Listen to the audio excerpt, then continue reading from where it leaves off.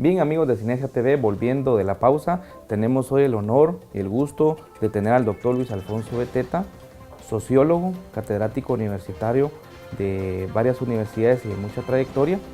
Ha ejercido en la administración pública en cargos como funcionario público de la misma. Hoy el tema a tratar es prácticamente modernización y transformación del Estado. Sin embargo, dentro de esta temática, toda la población o la ciudadanía confunde muchas veces la definición del Estado.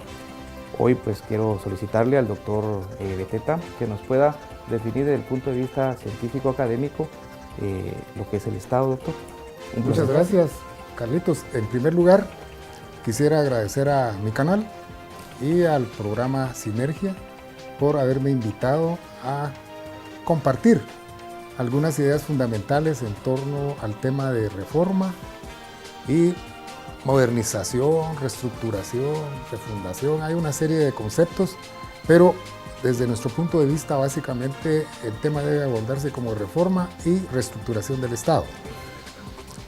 Quisiera iniciar planteando que desde el punto de vista de las ciencias políticas y de las ciencias sociales, existen diferentes corrientes o teorías, distintas orientaciones teóricas, y que en la sociedad muchas veces se confunden.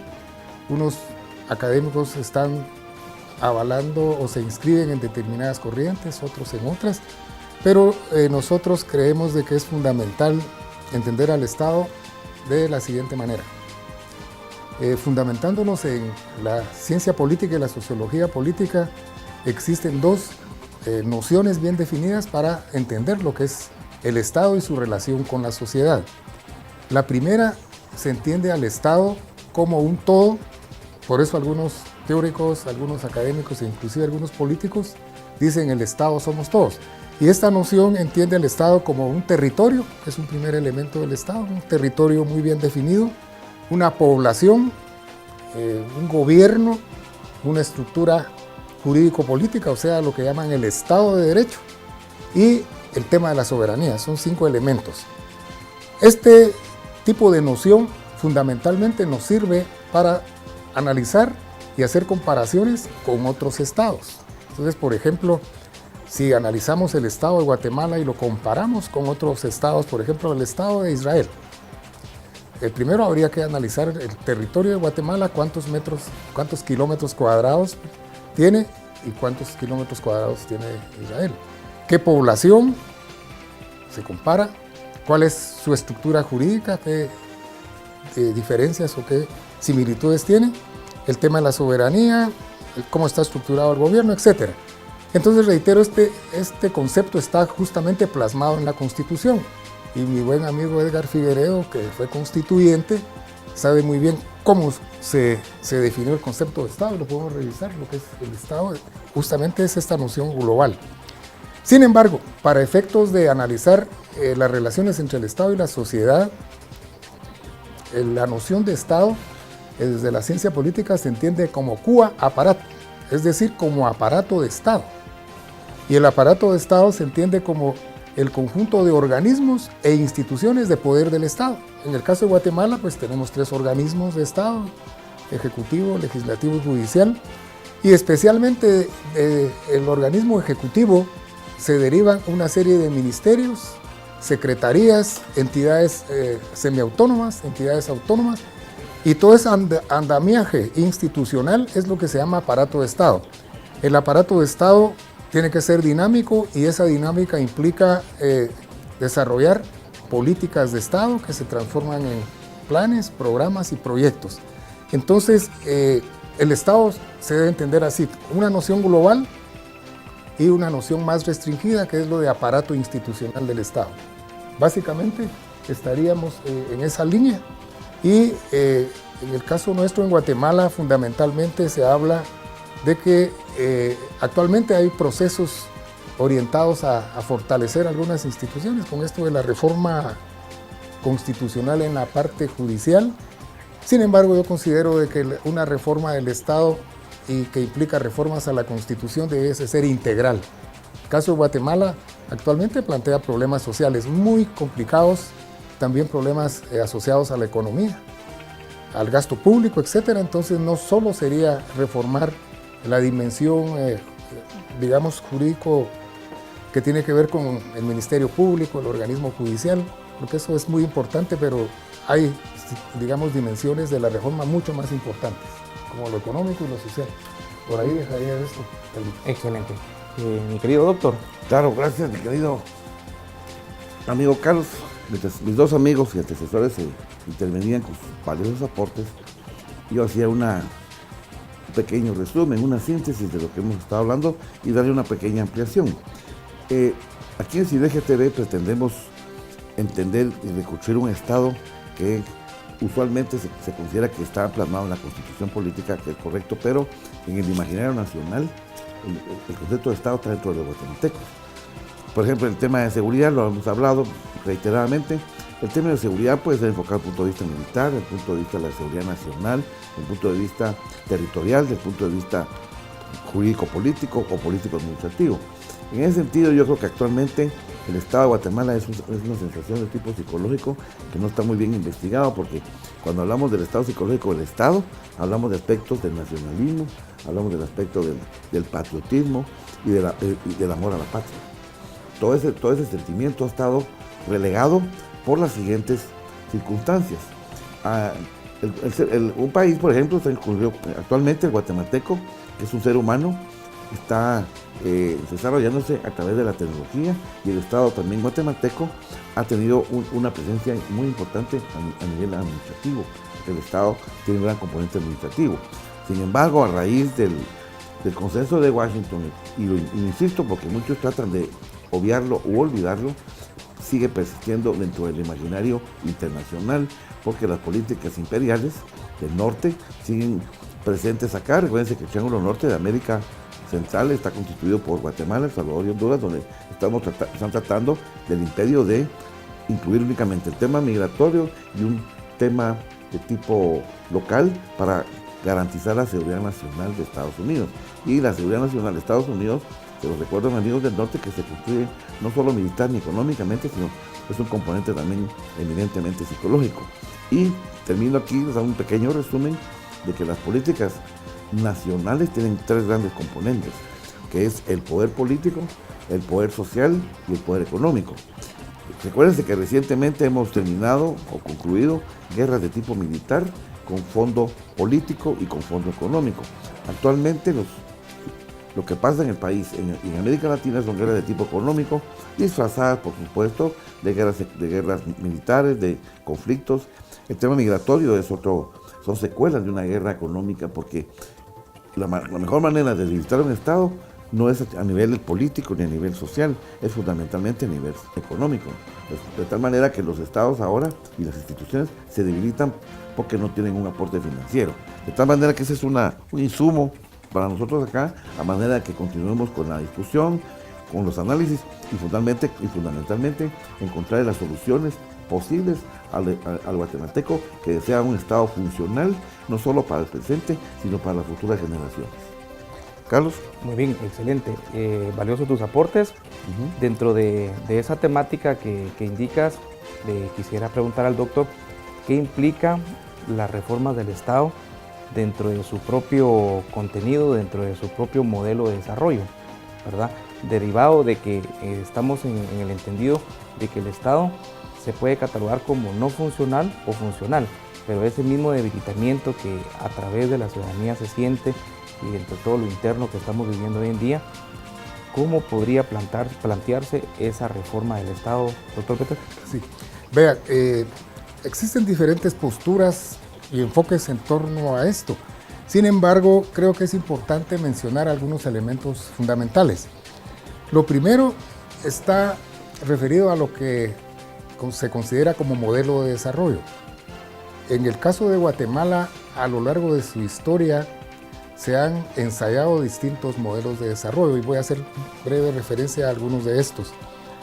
Hacia la reforma liberal de 1871, Guatemala cambia su orientación en términos de relaciones internacionales y define un modelo de desarrollo que distintos teóricos lo han considerado como un modelo de desarrollo hacia afuera, es decir, un modelo agroexportador, donde Guatemala empieza a producir café, banano, algodón, y sus relaciones fundamentales van hacia los Estados Unidos. Este modelo de desarrollo hacia afuera pretendía mejorar las exportaciones y de esa cuenta aumentar sus ingresos económicos. Posteriormente se implementó un modelo de desarrollo después de la Segunda Guerra Mundial, ya en el contexto de la Guerra Fría, llamado modelo hacia adentro, que era un modelo de sustitución de importaciones que básicamente pretendía fortalecer el consumo interno, desarrollar la industrialización y iniciar procesos de modernización del Estado, del aparato de Estado, de las instituciones del Estado.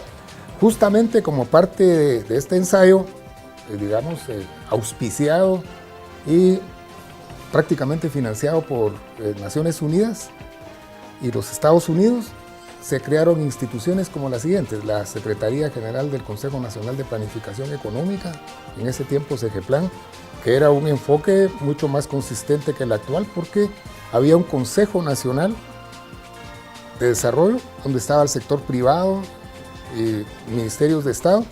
Se desarrollaban planes quinquenales de desarrollo. Sobre esa base de esos planes se formulaban planes sectoriales, salud, educación, etcétera, y sobre la base de esos planes sectoriales se elaboraban los planes institucionales, a diferencia de que actualmente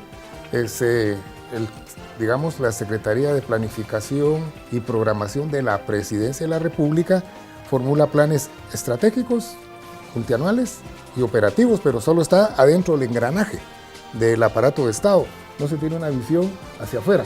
Y eso justamente fue lo que se pretendió desarrollar y mejorar con el CATUM, ya ver un marco más global de desarrollo. Sin embargo, aún está ahí como un plan, pero no se ha dado a la práctica. Cierro ese paréntesis relacionado con CEGEPLAN. Justamente este plan de desarrollo llamado hacia adentro, de sustitución de importaciones, de industrialización, implicó también el fortalecimiento de la capacidad del aparato de Estado, es decir, de que el aparato de Estado era promotor del desarrollo. Se crearon empresas públicas, por ejemplo, el Estado era el promotor del desarrollo y tenía más beligerancia que actualmente. Entonces, por ejemplo, estaba, digamos, en la vía de ir desarrollando empresas públicas como Guatel, como Aviateca, etcétera, que después se privatizaron, tratadas de ineficientes. Pero lo que sucedió ahí es de que no era que las empresas fueran negativas, sino que el proceso de gerencia, de gestión, de dirección de esas políticas y de esas empresas fue el inadecuado. Por eso luego vino otro modelo de desarrollo, ya cuando termina la Guerra Fría y el consenso de Washington, que mi amigo aquí Edgar Figueredo lo ha desarrollado mucho en otros ámbitos, y justamente en el marco del fin de la Guerra Fría y los grandes acuerdos entre las potencias, surge el modelo neoliberal, que prácticamente minimiza la intervención del Estado, desarrolla todo un proceso de privatización, de retiro voluntario de empleados públicos, que básicamente eran empleados permanentes, dieron la vuelta y se volvieron 0.29, siempre siguieron dentro del Estado. Paralelamente a estos cambios del modelo de desarrollo neoliberal, que implica básicamente un proceso de globalización, de abrirle las puertas a los mercados, siempre y cuando los países estén alineados con el bloque socialista, capitalista. Entonces, en ese contexto, el modelo de desarrollo vigente implica relaciones en el marco de los tratados de libre comercio.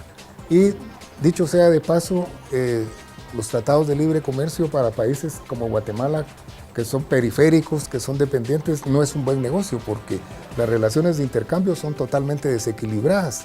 No es lo mismo el tipo de beneficios que recibe el país enviando digamos, mercancías hacia los Estados Unidos y otros países del tratado, que la magnitud y el tamaño de lo que se importa. Hay un desequilibrio ahí sumamente marcado. Entonces, en ese sentido, algo que es fundamental para poder desarrollar un proceso de reforma y transformación del Estado es pensar en cambiar el modelo de desarrollo, por supuesto que siempre dentro del ámbito de este proceso global de desarrollo capitalista, pero con una visión más social, con una noción de un Estado social donde se redefinan las reglas del juego en el campo, digamos, de la economía, y que los beneficios de ese desarrollo económico, de esas ganancias, puedan, digamos, distribuirse de una manera más equitativa dentro de la población. Entonces el modelo de desarrollo es fundamental. Luego, otro elemento que es también justamente lo que transformaría de alguna manera el Estado y la sociedad guatemalteca, es de que es necesario realizar un proceso de reforma jurídica legal integral, empezando por la Constitución, no solo la parte judicial, sino que una reforma de la Constitución más integral que responda a los grandes problemas nacionales. Y no necesitamos hablar tanto de esto porque están a la vista los datos de los niveles de pobreza que tiene el país. Recientemente el Programa de Naciones Unidas entrega un informe de desarrollo humano y ahí se ve, si se compara con el informe anterior, cómo la pobreza sigue aumentando y, por otro lado, paradójicamente la economía sigue creciendo. Pero el dato aquí es de que la economía crece desproporcionalmente porque, digamos, las ganancias no son iguales que bajar los niveles de pobreza. Ok, doctor, muchas gracias por su intervención. Vamos a una pausa con nuestros anunciantes y regresamos.